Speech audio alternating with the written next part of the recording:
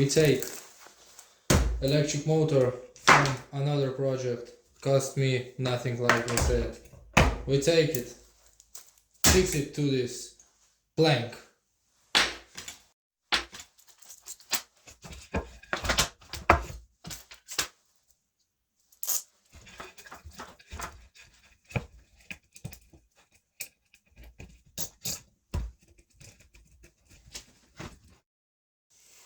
Now we need a rotor. This handle will be a rotor. We use one screw to hold it in place.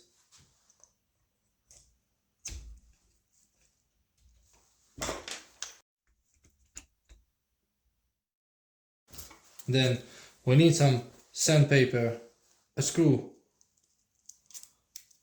Poke screw through the sandpaper. Fix it in the place.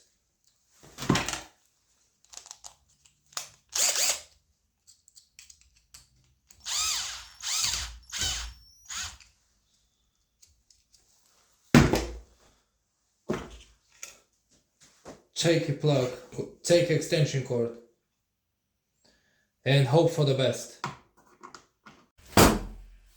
Nah, I'm just kidding.